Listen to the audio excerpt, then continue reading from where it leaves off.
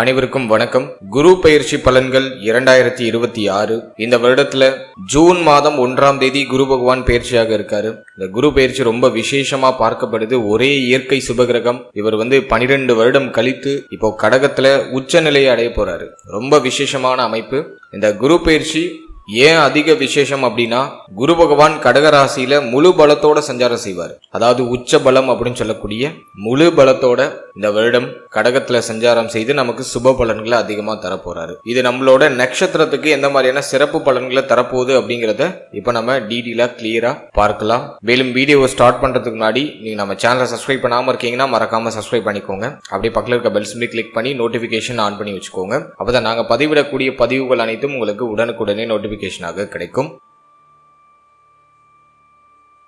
இப்போது மேஷராசி அஸ்வினி நட்சத்திரக்காரர்களுக்கு இந்த குரு பயிற்சி பலன்கள் எப்படி இருக்க போகுது அப்படிங்கறத இப்ப நம்ம டீடெயிலா கிளியரா பார்க்கலாம். நம்மளோட நட்சத்திரத்தை பொறுத்த வரைக்கும் குரு பகவான் நம்மளோட நட்சத்திரத்துக்கு 3ஆம் இடத்துல இருந்து 4ஆம் இடத்துக்கு பயிற்சியாகி உச்சமாக போறாரு. குருவை பொறுத்த வரைக்கும் நமக்கு பாதி சுபராகவும் பாதி அசுபராகவும் வந்துருவாரு. அதாவது பாகியாதிபதியாகவும் 12ஆம் ஸ்தானாதிபதியாகவும் இந்த குரு பகவான் நமக்கு ரோலை பிளே பண்ணுவாரு. இந்த குரு 4ஆம் இடத்துல உச்சமாகிறது நல்லதா கெட்டதா அப்படின்னு பார்த்தோம்னா கம்ப்ளீட்டா அது ஃபேவர் தான். நமக்கு நிறைய சுப மாற்றங்களை நிச்சயமா ஏற்படுத்தும். இதுல நான் ரொம்ப ஸ்பெசிபிக்கா பாக்குற விஷயம் என்ன அப்படின்னு பார்த்தோம்னா, குருவுடைய பார்வை சனி பகவான் மேல இருக்கும். 7.5 சனியுடைய ஃபர்ஸ்ட் பார்ட்ல இருக்கும் விரய சனி நடந்துட்டு இருக்கு. குரு பார்வை விரய ஸ்தானத்துல பதிந்து சனி பகவான சுபத்துவப்படுத்துவார் இந்த குரு. எனவே 7.5 சனியுடைய தாக்கங்கள் கம்ப்ளீட்டா நம்மளோட நட்சத்திரத்துக்கு குறைய போகுது. அது நான் ஒரு பெரிய அட்வான்டேஜா நான் பாக்குறேன். அதே போல லாபஸ்தானத்துல இருக்கிற ராகு டெஃபினட்டா நீங்க நீண்ட நாளா ஆசைப்படுற விஷயத்த உங்ககிட்ட கொண்டு வந்து சேர்த்து. தடைகள் இல்ல, முயற்சி ரொம்ப நல்லா இருக்கு.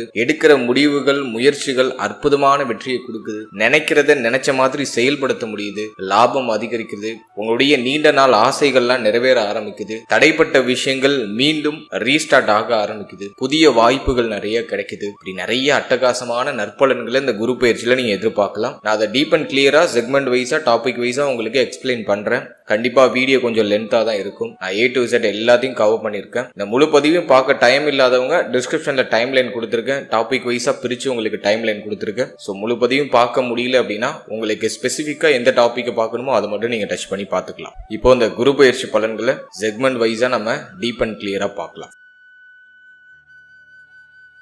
ஃபர்ஸ்ட் நம்ம எடுத்து ரிசர்ச் பண்றது ஃபேமிலி. குடும்ப வாழ்க்கையை இந்த குரு பயிற்சியில் நம்ம எடுத்து ரிசர்ச் பண்ணோம்னா, தன குடும்ப வாக்குஸ்தானத்துல சனியுடைய பார்வை மட்டும்தான் இருக்கு. சனியே இப்ப குருவுடைய கண்ட்ரோல்ல வராரு. இருந்தாலும் சனி பார்வை அந்த அளவுக்கு நல்லது இல்ல.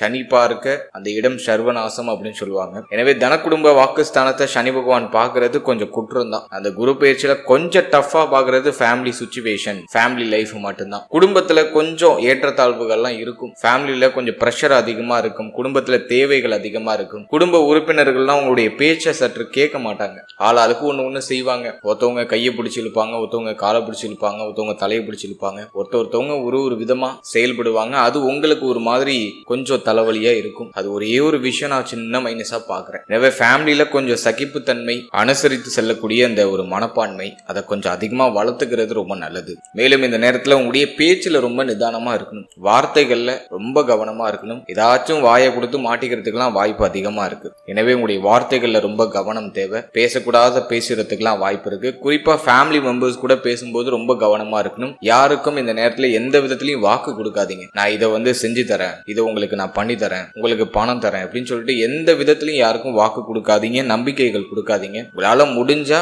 அந்த ஸ்பாட்ல பண்ணுங்க. இல்லைன்னா முடிஞ்ச அளவுக்கு ஒதுங்கிக்கிறதுக்கு ட்ரை பண்றது ரொம்ப நல்லது. வாக்கு கொடுத்தா அதை காப்பாற்ற முடியாது. கொஞ்சம் கவனமா இருக்கணும். அதே போல குடும்பத்துல அதிகமான வாக்குவாதங்கள் வரதுக்கு வாய்ப்பு இருக்கு. எனவே முடிஞ்ச அளவுக்கு ஃபேமிலியில வாக்குவாதங்களை தவிர்த்து எல்லாரையும் கொஞ்சம் அனுசரித்து எல்லாருடைய ஆலோசனைகளையும் கொஞ்சம் கேட்டு செயல்படுறது ஒரு நல்ல மாற்றத்தை உங்களுக்கு டெஃபினட்டா ஏற்படுத்தி கொடுக்கும். இந்த குரு பயிற்சியில நான் பாக்குற ஒரு சின்ன மைனஸ் ஃபேமிலி லைஃப் மட்டும்தான். குடும்பம் சார்ந்த வகையில நிறைய கவலை இருக்கும். ஃபேமிலி சிச்சுவேஷனை பத்தி ஒரே யோசனையா போகும். அது ஒரே ஒரு மைனஸ் மட்டும் நான் நம்மளோட நட்சத்திரத்துக்கு கொஞ்சம் குற்றமா பாக்குறேன். கொஞ்சம் ஃபேமிலியில மட்டும் கொஞ்சம் அனுசரிச்சு போகணும். குடும்பத்துடைய ஒத்துழைப்பு இந்த நேரத்துல கொஞ்சம் குறைவா இருக்கும். நீங்க செய்யணும்னு நினைக்கிறதுக்கு ஃபேமிலியுடைய சப்போர்ட் அந்த அளவுக்கு பெருசா பெஸ்டா கிடைக்காது. அது ஒரு விஷயம் மட்டும் கொஞ்சம் குழப்பமா இருக்கு. எனவே குடும்பத்தை கொஞ்சம் அனுசரித்து செயல்படுறது ரொம்ப நல்லது. அடுத்தது நம்ம பார்க்கறது தொழில், உத்தியோகம், பொருளாதாரம். இதெல்லாம் நம்ம ரிசர்ச் பண்ணி பார்த்த வரைக்கும் ஃபர்ஸ்ட் நீங்க ஒரு உத்தியோகத்துல இருக்கீங்க அப்படின்னா இந்த நேரத்துல நிச்சயமாக உத்தியோகத்துல அற்புதமான உயர்வு உண்டு. ஏன்னா ஜீவனஸ்தானத்தை குரு பகவான் பார்த்துடுறாரு, அதுவும் உச்ச குரு பார்க்கிறாரு, பாக்யாதிபதி உச்சமாகிறாரு.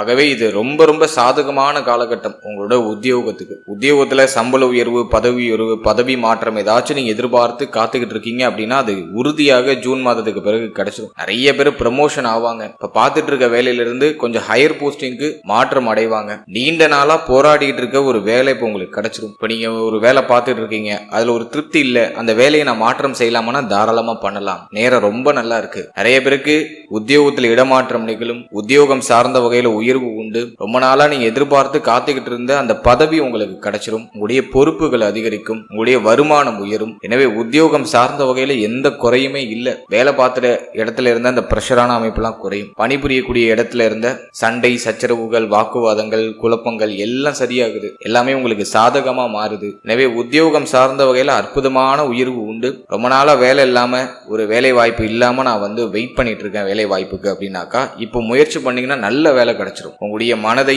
திருப்திப்படுத்தக்கூடிய ஒரு நல்ல வேலை இந்த நேரத்துல கிடைச்சிடும். ஸோ சூப்பர் பாசிட்டிவா இருக்கு நேரம். உத்தியோகத்தை பொறுத்த வரைக்கும் எந்த குறையும் இல்லை, அற்புதமா நகர்த்தலாம். இந்த நேரத்தை கரெக்டா யூஸ் பண்ணிக்கோங்க. புதிய வாய்ப்புகள் நிறைய கிடைக்கும். வர வாய்ப்புகளை சரியா பயன்படுத்தி செயல்படுறது ஒரு அற்புதமான உயர்வு உங்களுக்கு பெற்றுக் கொடுக்கும். அடுத்த தொழில் சார்ந்த விஷயம் இந்த குரு பயிற்சியில எப்படி இருக்கு அப்படின்னு பார்த்தோம்னா, நியூ இன்வெஸ்ட்மெண்ட்ல கொஞ்சம் கேர்ஃபுல்லா இருக்கணும். புதுசா தொழில் தொடங்கலாங்கிற சிந்தனை எல்லாம் நிறைய பேருக்கு இப்போ வரும். புதுசா ஒரு இன்வெஸ்ட்மெண்ட் பண்ண போறீங்க அப்படின்னா ரொம்ப அதிகமா இன்வெஸ்ட்மெண்ட் பண்ணி முதலீட கொஞ்சம் அதிகமா போட்டு மாட்டிக்க வேண்டாம். அது ஒரு விஷயத்துல மட்டும் கொஞ்சம் கவனமா இருக்கணும். மற்றபடி பிசினஸ் ஸ்டார்ட் பண்ணலாமா, தாராளமா ஸ்டார்ட் பண்ணலாம்.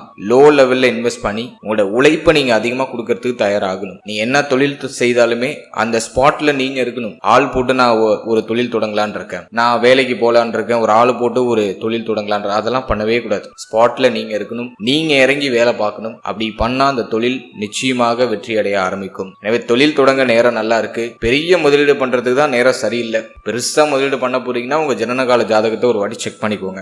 உங்களுக்கு தசாபுக்தி எல்லாம் ஃபேவரா இருக்கா, உங்க ஜாதகத்துல எந்த கிரகம் வலிமையா இருக்கு, அந்த கிரகத்துடைய தொழிலை தேர்ந்தெடுத்திருக்கீங்களா அப்படிங்கறத உங்க குடும்ப ஜோதிடர் அணுகி ஒரு வாட்டி செக் பண்ணிக்கோங்க. மற்றபடி நார்மலா லோ லெவல்ல இன்வெஸ்ட் பண்ண போறீங்க அப்படின்னா நேரம் ஃபேவரா இருக்கு, தாராளமா இன்வெஸ்ட் பண்ணலாம். சின்னதா முதலீடு பண்ணி உங்களோட உழைப்பை நீங்க அதிகமா கொடுக்குற பட்சத்துல உறுதியாக அற்புதமான வெற்றிகளை இந்த குரு பயிற்சியில நீங்க எதிர்பார்க்கலாம். எனவே தொழில் சார்ந்த விஷயமும் ஆல்மோஸ்ட் ஃபேவரா தான் இருக்கு. எதுவும் பெருசா உங்களுக்கு குறையா இல்ல.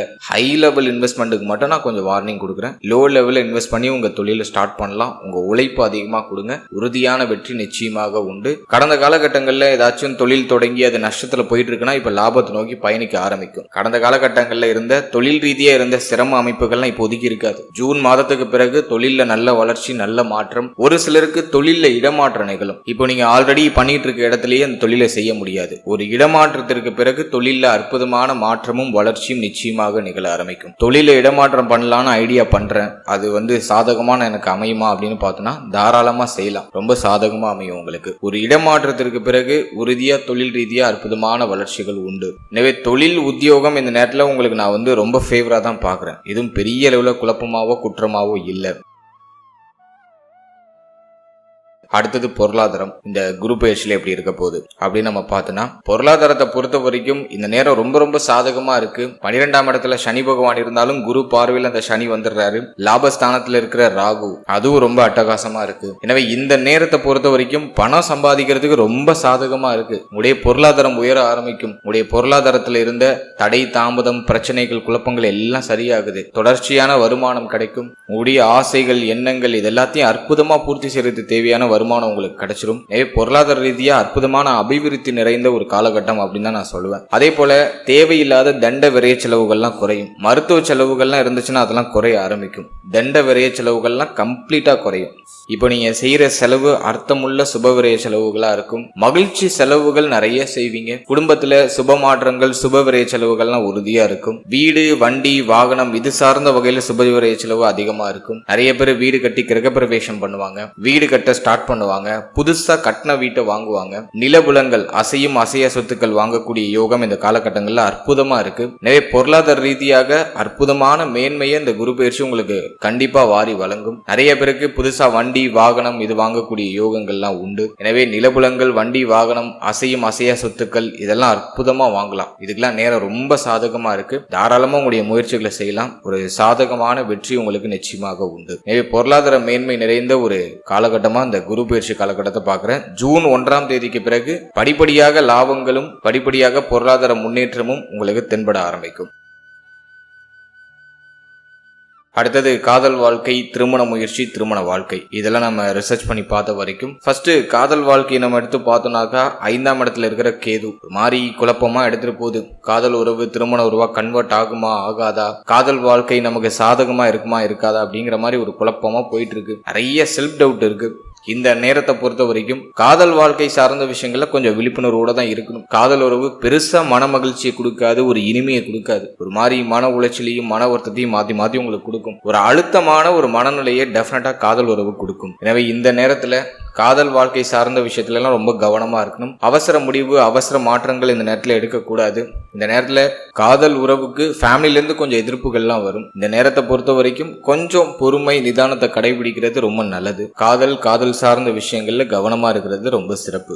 அடிக்கடி பார்ட்னர் கூட வாக்குவாதம், சண்டை, சச்சரவுகள்லாம் வரலாம். பேசக்கூடாத வார்த்தைகள்லாம் பேசி காதல் பிரிவினைகளை ஏற்படுத்தி கொள்றதுக்கான வாய்ப்புகளும் உண்டு. எனவே இந்த நேரத்துல உடைய வார்த்தைகள்ல கவனம் தேவை. அவசர முடிவு, அவசர மாற்றம், கோப உணர்வுகள் இதெல்லாம் கொஞ்சம் அவாய்ட் பண்ணிக்கிறது ரொம்ப நல்லது. மைண்டை கொஞ்சம் ஃப்ரீ பண்ணிக்கோங்க. தேவையில்லாத பிரஷரை மைண்ட்ல போட்டு ரொம்ப அழுத்தம் கொடுக்காதீங்க. அடுத்து திருமண முயற்சிக்கு இந்த நேரம் ஃபேவரா இருக்கா அப்படின்னு பார்த்தோம்னா 7ஆம் பாவகம் பெருசா பாதிக்கப்படலை. எனவே திருமண முயற்சிகளை தாராளமா ஸ்டார்ட் பண்ணலாம். சுபவிரய செலவு நிறைய உண்டு. எனவே இந்த காலகட்டம் திருமண முயற்சிக்கு ஃபேவரா தான் இருக்கு. எதுவும் பெருசா நெகட்டிவா இல்லை. நிறைய பேருக்கு திருமணம் நிச்சயமாகும், திருமணம் நடக்கும். ஏன்னா ஒரே ஒரு விஷயம் நான் மைனஸா பாக்குறது என்ன அப்படின்னு பார்த்தோம்னா திருமண முயற்சிக்கு ஃபேமிலியுடைய சப்போர்ட் அந்த அளவுக்கு பெருசா கிடைக்காது. ஒரு மாதிரி கொஞ்சம் டல்லா போகும். ஆளாளுக்கு ஒன்னு சொல்லி உங்களை குழப்புவாங்க. எல்லாம் கைகூடி வரும். ஆனா ஃபேமிலியில பார்த்தோன்னா ஆளாளுக்கு ஒன்னு சொல்லுவாங்க. உங்களுக்கு அப்படியே தலையே வெடிக்கிற மாதிரி இருக்கும். எனவே அந்த ஒரு விஷயம் மட்டும்தான் கொஞ்சம் குழப்பமா இருக்கு. உங்களுக்கு பிடிச்சா உங்க ஃபேமிலி மெம்பர்ஸுக்கு பிடிக்காது, உங்க ஃபேமிலி மெம்பர்ஸுக்கு பிடிச்சா உங்களுக்கு பிடிக்காது. இப்படி கொஞ்சம் முரண்பாடா போகும்.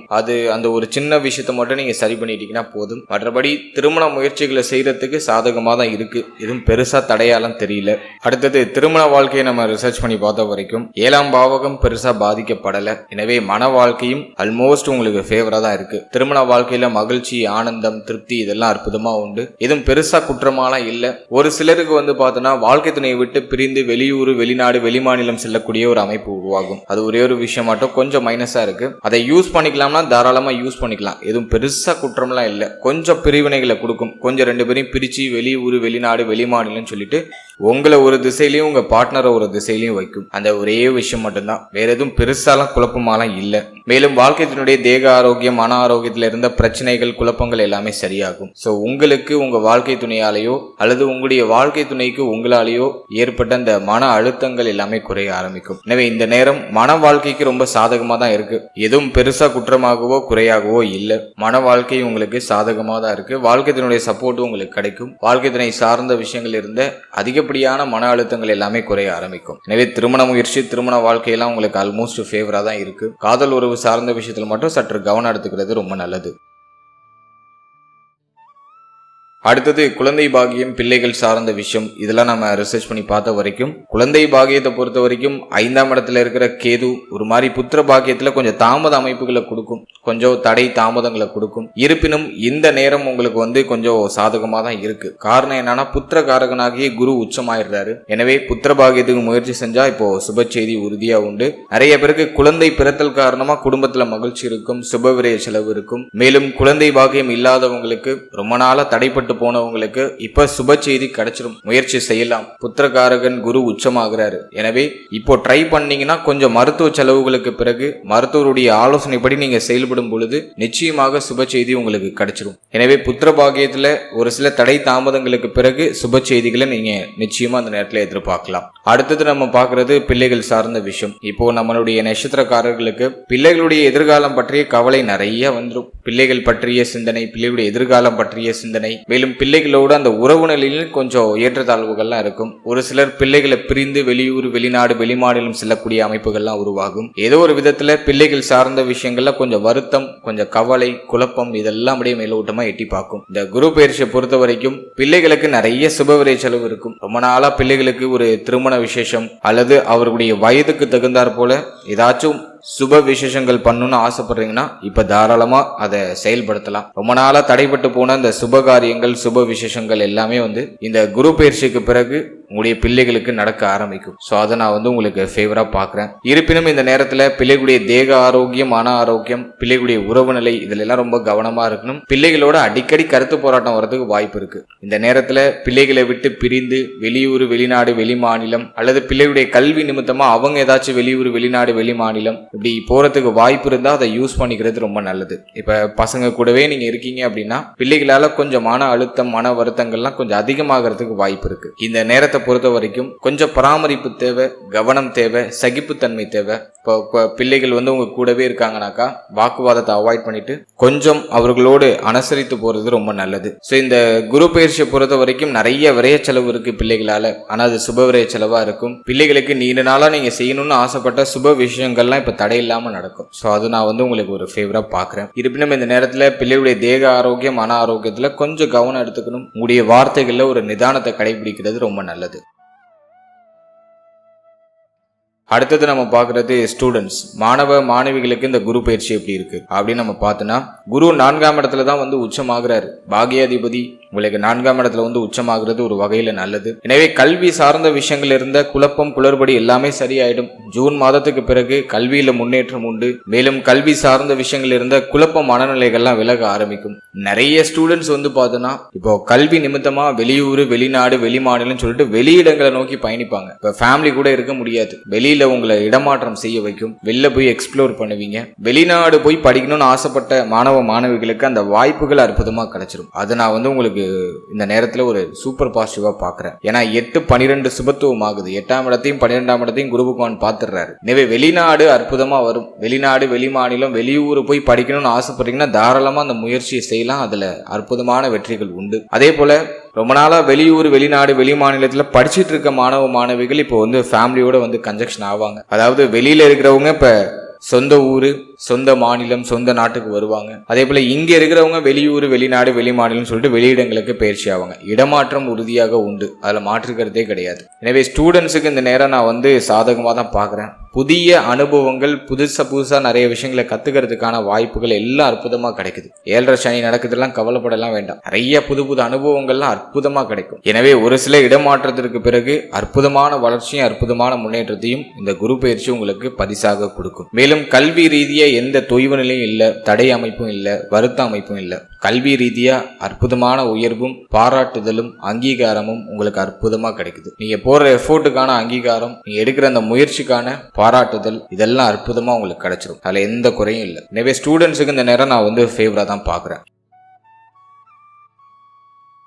அடுத்தது நம்ம பாக்குறது தேக ஆரோக்கியம். இந்த குரு பயிற்சியில நான் ஒரு பெரிய அட்வான்டேஜா பாக்குறது என்ன அப்படின்னா ஹெல்த் தான். ரொம்ப நாளா தேக ஆரோக்கியம் பாதிக்கப்பட்டு இருக்கீங்க அப்படின்னா இப்ப தேக ஆரோக்கியத்துல இருக்கக்கூடிய அந்த பிரச்சனைகளுக்கான ஒரு நிவர்த்தி கிடைச்சிடும். மருத்துவ செலவுகள்லாம் குறைய ஆரம்பிக்கும். தேக ஆரோக்கியம் மேம்பட ஆரம்பிக்கும். நல்ல சுறுசுறுப்பு ஆவீங்க. உடல் சோர்வுகள் நீங்கும். உடல்ல இருக்கிற பிரச்சனைகள் நீங்கும். தேக ஆரோக்கியம் மேம்பட ஆரம்பிக்கும். ரொம்ப நாளா ஹெல்த்ல இருக்கிற பிரச்சனைக்கான ஒரு நிவர்த்தி அற்புதமா கிடைச்சிடும். எனவே நீங்க செய்யக்கூடிய இந்த வேலைக்கு, நீங்க செய்யணும்னு நினைக்கக்கூடிய வேலைக்கு உங்களுடைய உடல் ஒத்துழைப்பு கொடுக்கும். உங்களுடைய மனம் உற்சாகம் அடையும். எனவே உடல் மனம் இதுல இருந்த சோர்வு அமைப்புகள் அற்புதமா நீங்குது. எனவே தேக ஆரோக்கியம் மேம்படுது. தேக ஆரோக்கியத்துல இருந்த பிரச்சனைகள் எல்லாமே சரியாகுது. அதையும் நான் உங்களுக்கு பாசிட்டிவா தான் பாக்குறேன். ஹெல்த் ரீதியாவும் எந்த தொய்வு நிலையும் இல்லை. இந்த நேரத்துல நீங்க ஒரே ஒரு விஷயம் என்னன்னாக்கா மன ஆரோக்கியத்தை கொஞ்சம் தக்க வச்சுக்கணும். 5ஆம் இடத்துல கேது. மகிழ்ச்சியான தருணங்கள் நிறைய இருந்தாலும் அதை அனுபவிக்கிறதுக்கான மனநிலை இருக்காது.